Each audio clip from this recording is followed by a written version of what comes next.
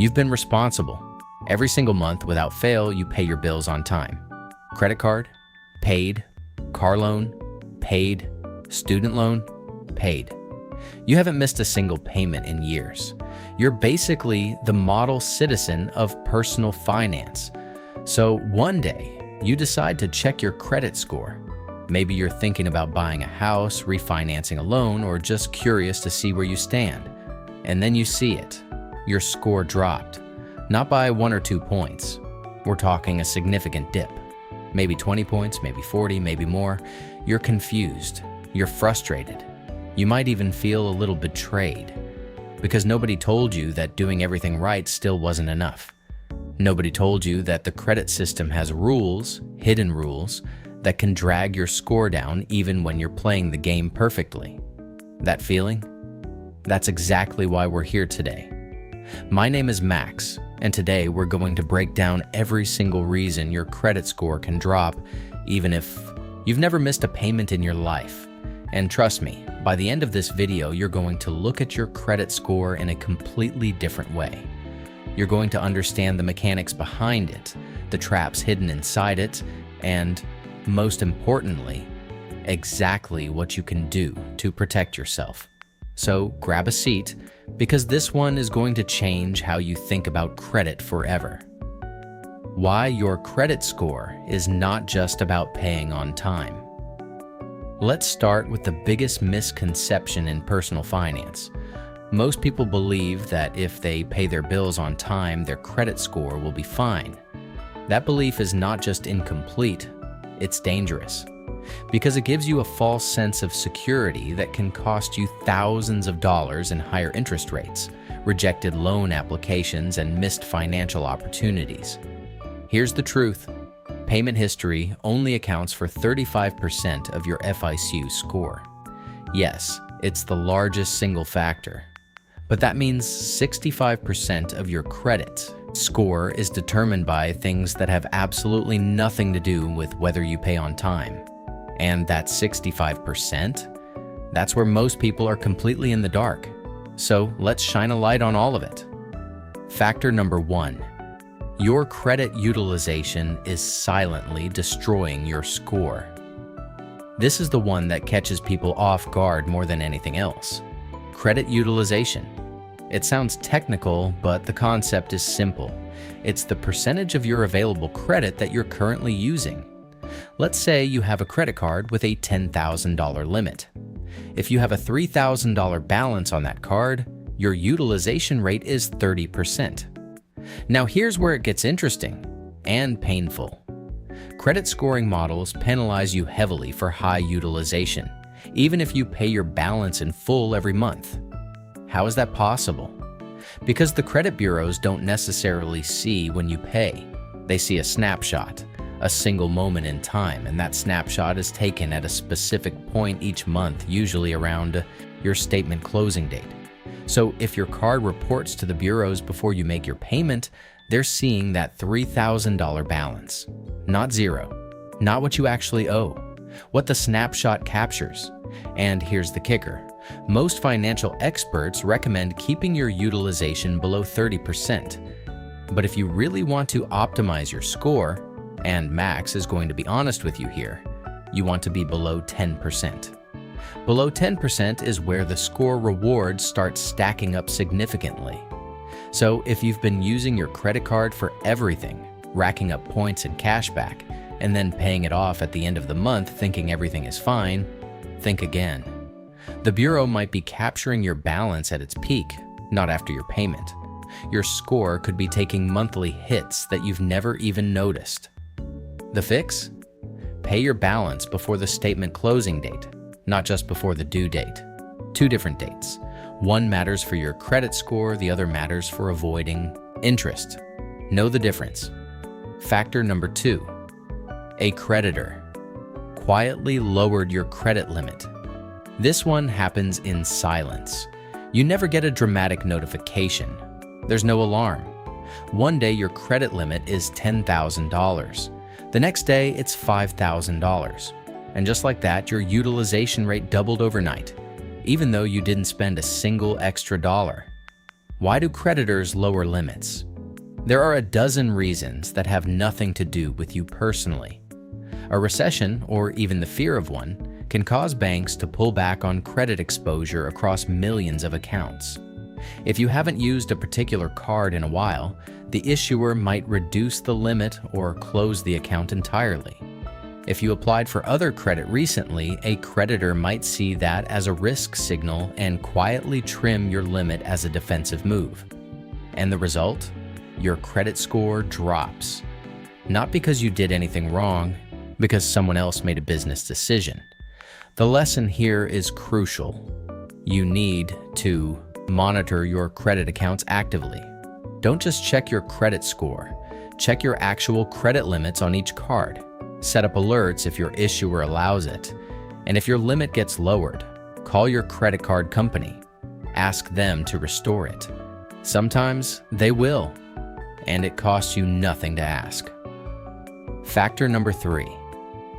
You closed an old credit card. This one feels so logical in the moment. You've got a credit card you never use. Maybe it has a small annual fee, or maybe you just want to simplify your financial life.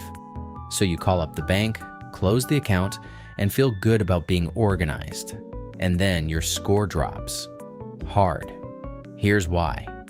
When you close a credit card, two things happen simultaneously, and both of them hurt you. First, you lose that card's available credit limit from your total available credit. This immediately increases your overall utilization rate because you now have less available credit against the same amount of debt. Second, and this one is often overlooked, you may be shortening your credit history. Your length of credit history accounts for 15% of your FICO score. The older your average account age, the better. That card you've had since college, the one you barely use, it might be one of your oldest accounts and it's been quietly padding your average credit age for years. The moment you close it, that benefit starts to disappear. Now, a closed account doesn't vanish instantly. It stays on your credit report for up to 10 years. But eventually it drops off, and when it does, your average account age takes a hit. The takeaway? Before you close any credit card, check its age relative to your other accounts. If it's one of your oldest cards, think very carefully. A small annual fee might be worth paying to protect a decade of credit history.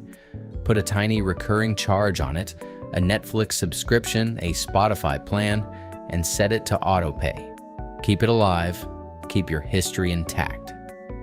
Factor number 4. Someone else checked your credit without you realizing it.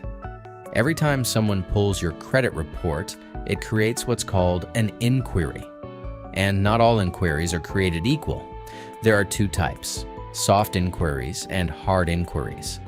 Soft inquiries, like when you check your own credit or when a company pre-screens you for an offer, have zero impact on your score. None. You can check your own credit every day and it won't move the needle. Hard inquiries are different. A hard inquiry happens when you apply for new credit, a loan, a credit card, a mortgage, and each hard inquiry typically drops your score by about 5 to 10 points. That might not sound like much, but let's talk about how quickly this can add up. You apply for a new credit card. That's one hard inquiry. A few months later, you go car shopping and the dealership runs your credit at 4 different lenders to find you the best rate. That could be 4 hard inquiries in one day. Then you apply for a store credit card because the cashier told you you'd save 20% on your purchase today. Another inquiry. Before you know it, you've got 6 or 7 hard inquiries on your report in the span of 6 months, and your score has quietly been chipped away by dozens of points. And here's a nuance most people miss. When you're rate shopping for a mortgage or auto loan, multiple inquiries from the same type of lender within a short window, usually 14 to 45 days depending on the scoring model, are counted as a single inquiry. But that protection only applies to those specific categories. Credit card applications don't get that same treatment. Be strategic. Don't apply for new credit unless you genuinely need it. Every application has a cost. Factor number 5. Your credit mix is working against you. Here's a factor almost nobody talks about: credit mix.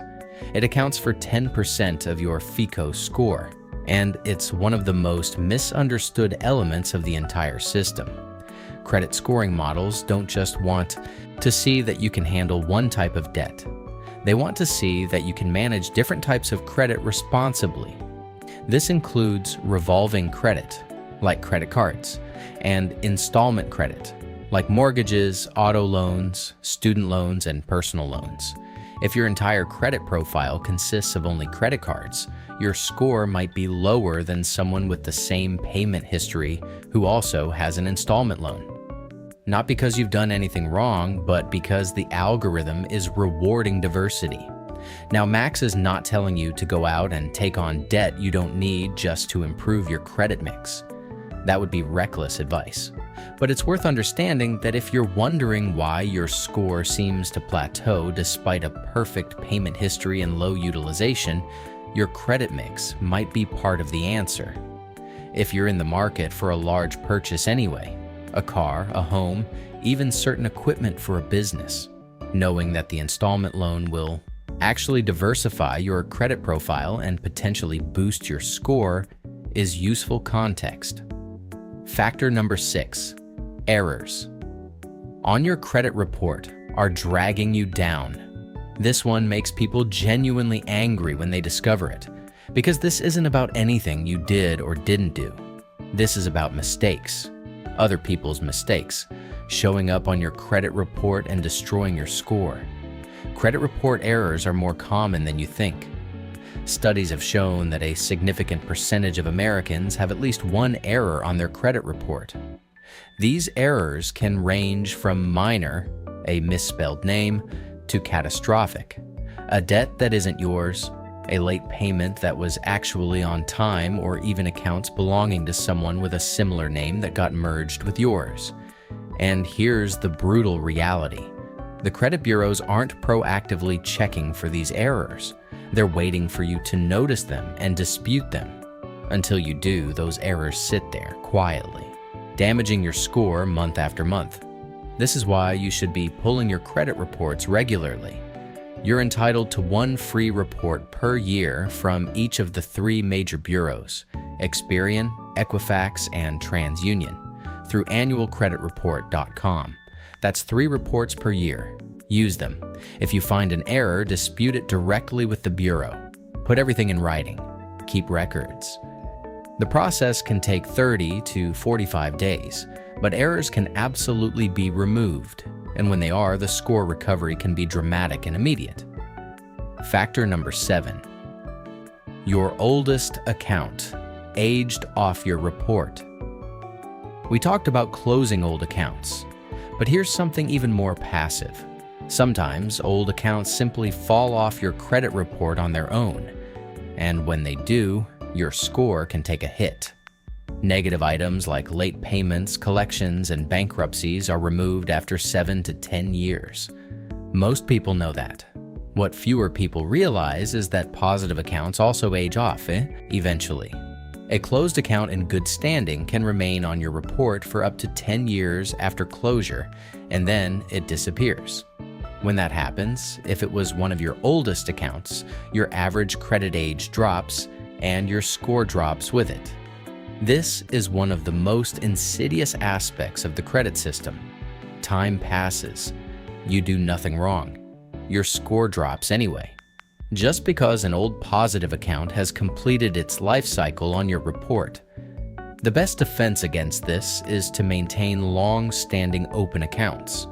The accounts that never close are the ones that keep protecting your credit age indefinitely. A credit card you've had for 15 years and kept open is doing silent, powerful work for your credit score every single day it stays active. Factor number 8. You became an authorized user on someone else's bad account. This is a tricky one. Becoming an authorized user on someone else's credit card account can be a powerful strategy for building credit. If your parent or spouse adds you to their old, well-managed account, you inherit some of the benefit of their credit history. It's a legitimate credit-building technique. But it cuts both ways. If the primary account holder starts missing payments, maxes out the card, or lets the account deteriorate in any way, all of that negative information can flow directly onto your credit report too. Even though it's not your account, even though you never made a single charge, if you've been added as an authorized user on someone else's account and that person is struggling financially, you need to know about it. And you may need to remove yourself from that account before their bad habits become your credit problem. The bigger picture. Understanding the system to beat the system. Here's what Max really wants you to take away from all of this. The credit system is not intuitive. It was not designed to be simple. And it was certainly not designed to reward people who just do the right thing without understanding the rules. The people who win at credit, the ones who maintain 780, 800, 820 plus scores, are not necessarily the ones who are the most financially responsible in absolute terms. They are the ones who understand how the game is scored and play accordingly. They know to pay before the statement date. They know not to close old cards. They know to space out credit applications. They know to check their reports for errors. They know to keep utilization below 10%. They are playing chess while most people are playing checkers. And the reward for playing it right is enormous. The difference between a 620 credit score and a 780 credit score on a 30-year mortgage isn't just bragging rights. We're talking about tens of thousands, sometimes hundreds of thousands, of dollars in interest over the life of a loan. We're talking about better insurance rates, better apartment applications, better job opportunities in some industries. A high credit score is not vanity. It is a genuine, powerful financial asset.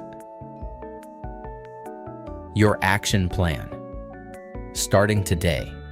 Let's get practical. Here is exactly what you should do after watching this video.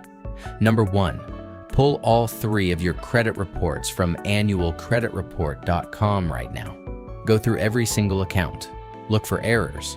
Look for accounts you don't recognize. Look for incorrect payment statuses.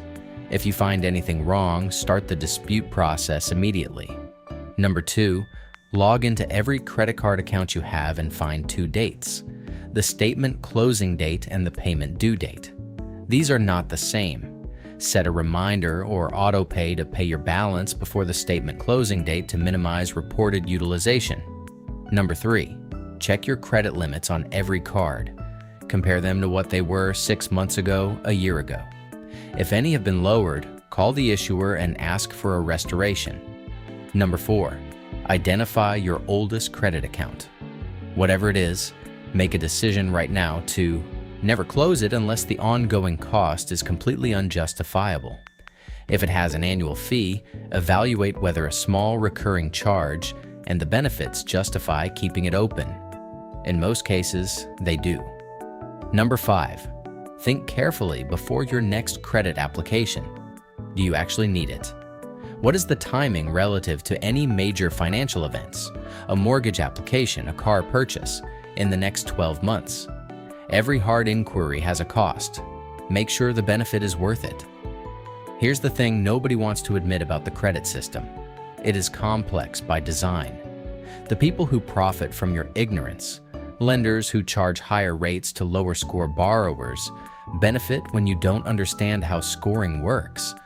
Every point you leave on the table because you didn't know about utilization timing or credit mix or authorized user risks is a point that costs you money in the real world. But now you know. And knowledge, when you actually act on it, is the most powerful financial tool there is. If this video helped you understand something that you didn't know before, if it gave you even one action item you're going to take today, do me a favor and hit that like button. It genuinely helps this channel reach more people who are out there paying all their bills on time, wondering why their score still isn't where it should be. Your financial future is being shaped right now, whether you're paying attention or not. Today, you decided to pay attention. That already puts you ahead of most people. See you in the next one.